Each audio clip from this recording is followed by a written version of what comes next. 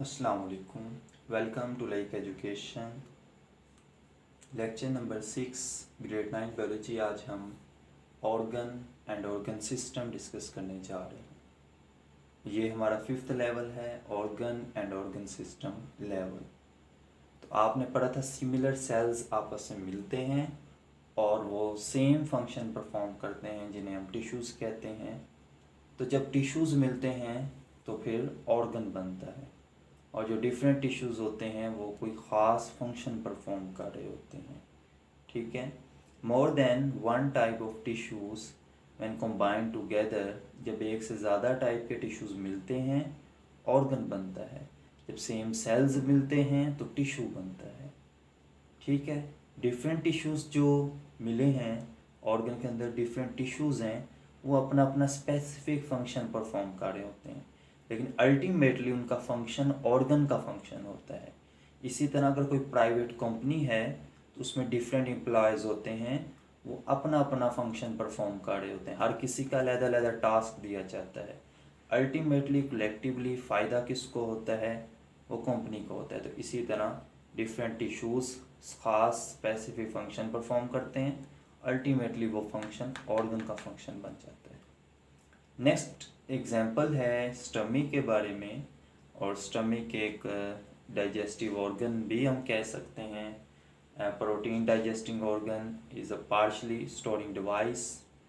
तो स्टमक में 2 types of tissues होते हैं। ये आपको शॉर्ट क्वेश्चन में भी पूछा जा सकता है, epithelial tissue and muscular tissue. मैंने उसका फंक्शन भी 1 बाय 1 डिस्कस कर दिया है। एपिथेलियल टिश्यू जो होता है उसने गैस्ट्रिक जूस रिलीज़ करना होता है। तो गैस्ट्रिक जूस क्या करता है? वो प्रोटीन्स की डाइजेशन करवाता है।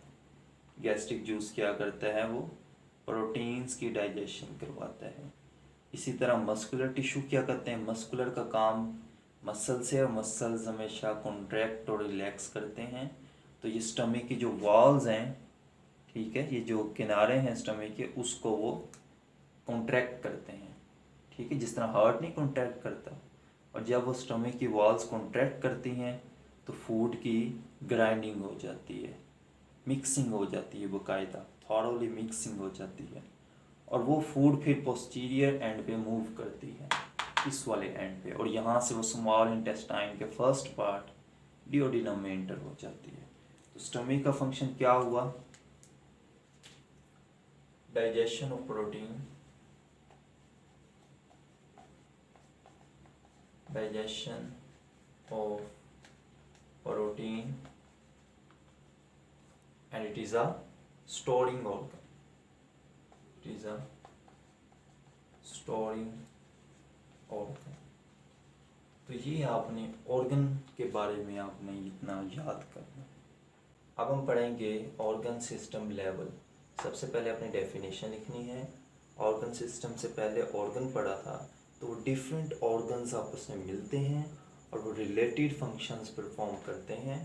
ठीक है, और ऑर्गेनाइज होते हैं और ऑर्गन सिस्टम बना देते हैं। You have to write different organs performing related functions organized together to form a system called organ system।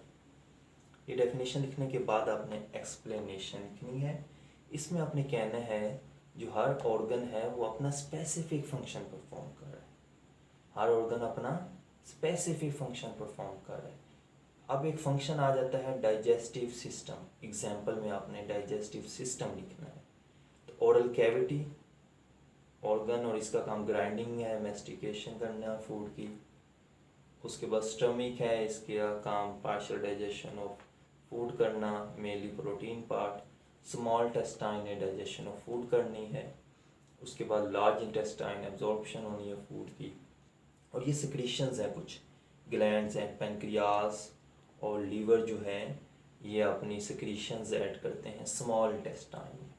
ठीक है, पेनक्रियास, पेनक्रियाटिक जूस रिलीज़ होता है, उसमें कार्बोहाइड्रेट, प्रोटीन, फैट की डाइजेशन होती है। लीवर से बाइल जो होता है वो स्मॉल इंटेस्टाइन में रिलीज़ किया जाता है, जो कि फैट को स्मॉल ग्लोब्यूल्स में कन्वर्ट करता है। ये नेक्स्ट हम पढ़ेंगे न्यूट्रिशन सेकंड लास्ट चैप्टर में हम इसे डिटेल से पढ़ेंगे। लीवर भी, पैनक्रियाज का फंक्शन, स्मॉल टेस्टाइन का, स्टमी का, ये सारा हम डिटेल से पढ़ेंगे, लेकिन आपने यहाँ पे उसकी एग्जांपल बतानी है।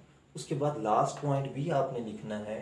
आपने कहना है कि एनिमल्स में ये डेवलप्ड सिस्टम है, लेकिन प्लांट्स में लेस डेवलप है, और ये जो रूट में होता है वो ऑर्गन सिस्टम होता है प्लांट की रूट्स में, लेकिन वो इतना डेवलप नहीं है। एनिमल्स क्योंकि इन्हें बहुत सी एक्टिविटीज़ करनी पड़ती हैं, due to lot of activities they have well developed organ system. That was about organ and organ system level. अगर क्वेश्चन आ जाए इसके बारे में तो आपने ऑर्गन सिस्टम का यहाँ से ओवरव्यू ले लेना है, और हेडिंग बना के आपने पेपर में ये अटेम्प्ट करना है, और ये इम्पोर्टेंट क्वेश्चन भी है।